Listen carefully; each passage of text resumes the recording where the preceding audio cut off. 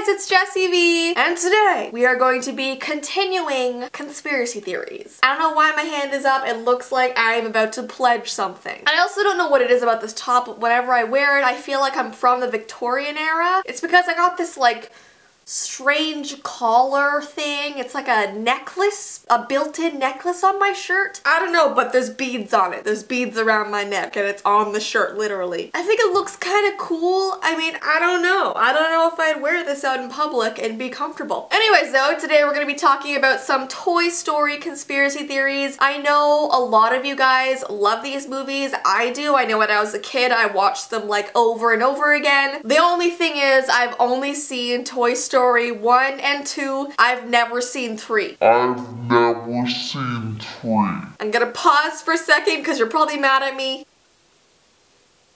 I'm sorry. I just never got around to it. I know the third one made so many people cry, so maybe it's kind of good I skipped out on it because I cry very easily while watching movies. Anyways though, there are quite a few Toy Story conspiracy theories. Let me count how many. 1, 2, 3, 4, 5, 6, 7, 8. 8 theories. So sit down, grab some popcorn or chips or nice bowl of spinach and watch as I blow your mind once again. I'm gonna be blowing your mind all week, people, okay? So here, this first one is one that I've heard before and you guys might have as well. It is that Andy's mom previously owned Jessie. Oh my gosh, I have a Jessie doll. Hold on. I literally ran all the way down into the basement to get this for you guys. It's a little damp because on the way up, Winnie was growling at it and eventually like bit it out of my hands, so it's a little bit full of witty slobber, but that's okay. I just wanted to show you that I do in fact have a Jessie doll who is terrifying. Look at her eyes. Her eyes are terrifying. Also, what's with the look on her face? Why does she look like that? Just like,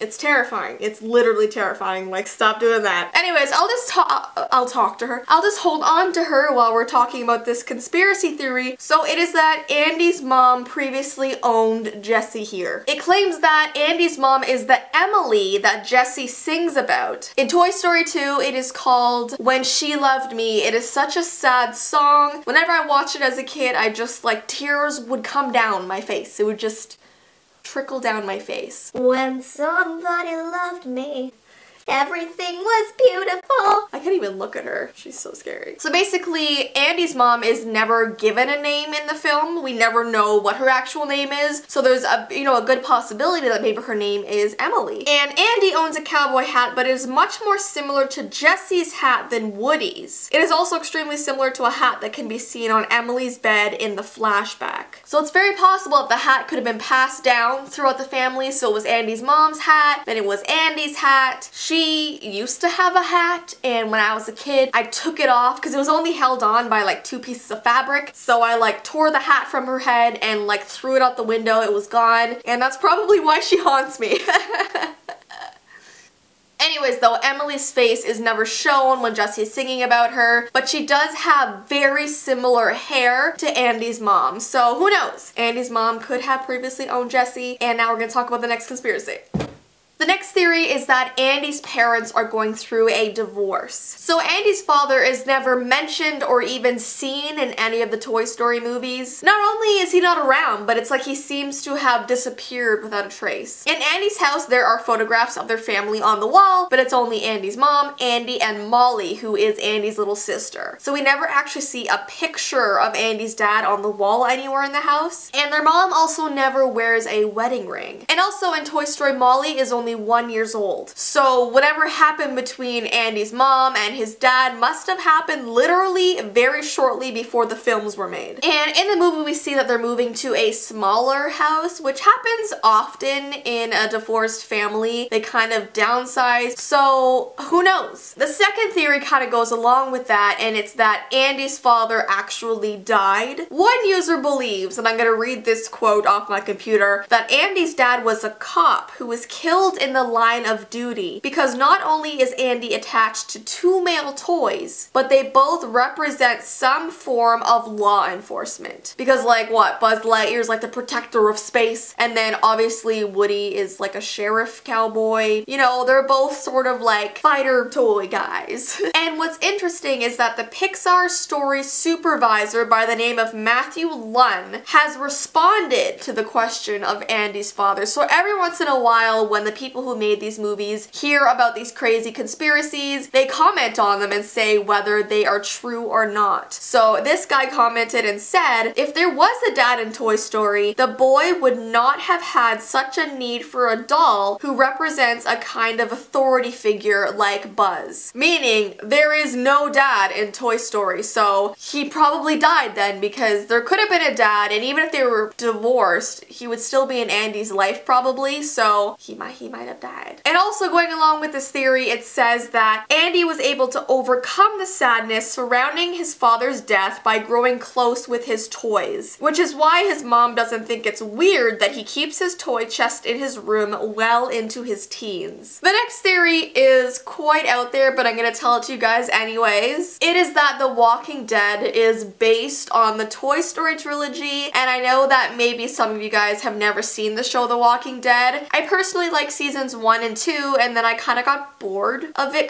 because I really like Shane's character, as weird as that is. And then once he died, I was like, well, why else am I watching it? So I stopped watching it. But they're kind of showing some similarities between Walking Dead and Toy Story, so I'm gonna read them off. It says, both star a sheriff who is the leader of a motley group thrown together by fate, living in a world full of beings that want to chew them up or tear them apart. Both have cowgirls, barns, jailbreaks, the list goes on and on. There are some very convincing side-by-side comparisons of the frames from Toy Story and the frames from The Walking Dead, so I did save a few of these side-by-side comparisons to my computer, so I will show you guys. There is quite a lot of them, so we're gonna get through as many as we can. So the hero is a sheriff, which is true. He's the occasionally grumpy leader of a group of misfits. His best friend is a hyper-macho officer of the law, and he has a kid he loves more than life himself, who he fears will grow up too soon and have longer hair. But his kid grows fond of the hero's best friend. Stay away from my kid. They eventually come to blows beneath the truck. The hero kills his friend. All this while being overwhelmed by armies of horribly disfigured, shambling corpses. In number 2, we're introduced to a yodeling cowgirl and a white-haired old man with a walking stick. In number 3, they discover an idyllic gated community. They're welcomed with open arms by a kindly leader who has a southern accent and enjoys standing in the backs of trucks.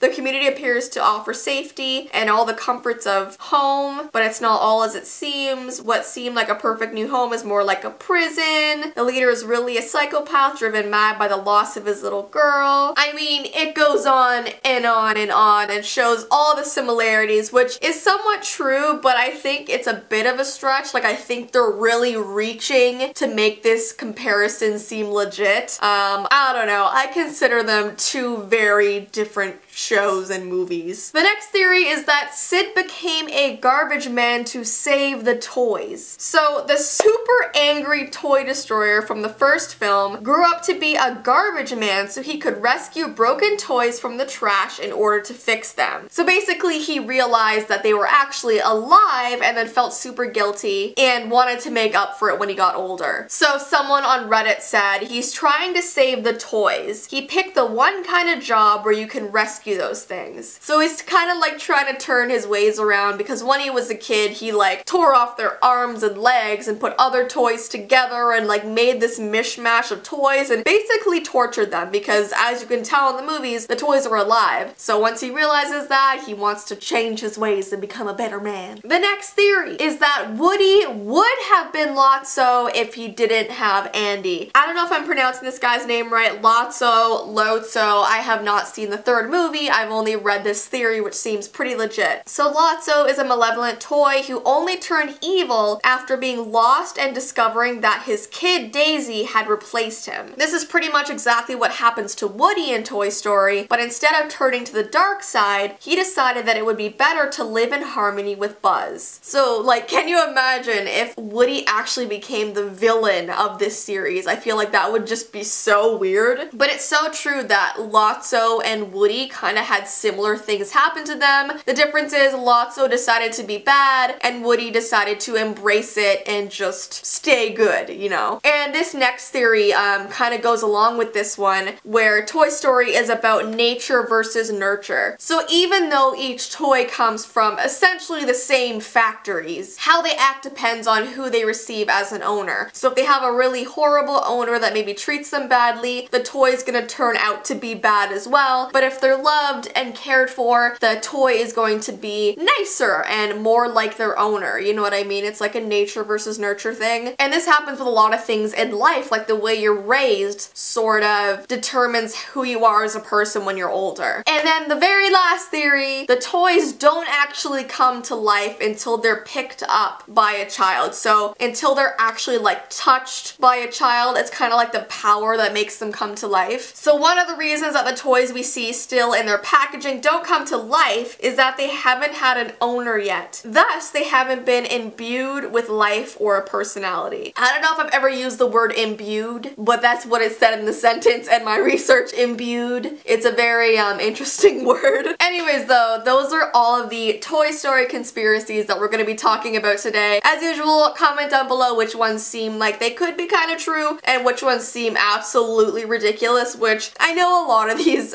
theories that I talk about this week, they are a little bit out there. It's just more interesting to like hear what fans actually come up with, because some people are like brilliant and come up with things that actually make you think, but other people come up with stuff that you're just like, really, dude? Really? Anyways though, I hope you guys enjoyed this video. We still have a few more days of this conspiracy theory week. So yeah, I hope you have an awesome rest of your day and I'll see you in my next video. Bye!